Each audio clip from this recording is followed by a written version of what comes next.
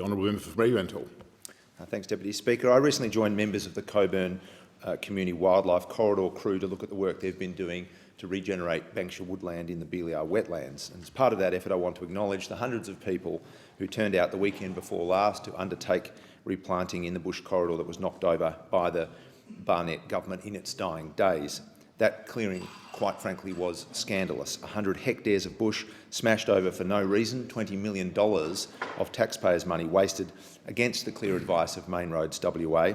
It was bloody-minded vandalism on a grand scale, egged on by this federal Liberal government. Thankfully, much worse harm to the environment, to the WA budget and our transport system was prevented by the campaign fought by thousands of Western Australians in the summer of 2016-17.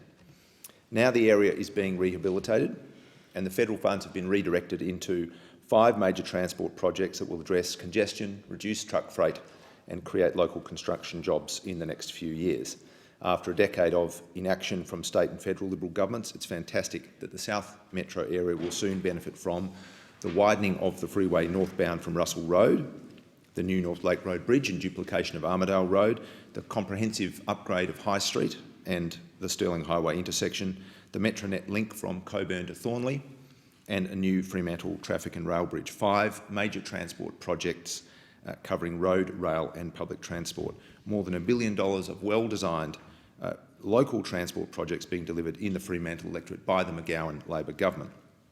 That means a further reduction in the number of trucks on local roads, including Leach Highway. It means less congestion, improved safety and more public transport options. Deputy Speaker, it also means keeping an important local ecosystem in good health, and that's critical to the survival of rare and endangered native species, including migratory birds. And really anyone who thinks that inflicting damage on a remnant wetland, like Beeliar, is a trivial matter, needs to have their head checked. Deputy Speaker, we know that Australian biodiversity is under threat.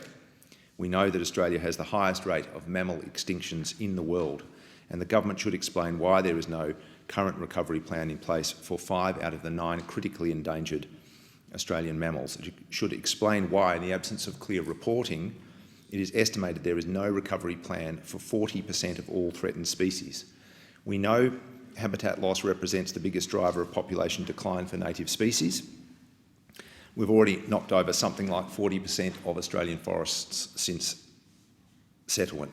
40% of Australian forests that existed at settlement. We need to do better, or we'll continue to see plants, birds, reptiles, fish and mammals, our biodiversity, disappear. Deputy Speaker, people in my electorate are getting directly involved in habitat protection and they want to see their government step up to that task.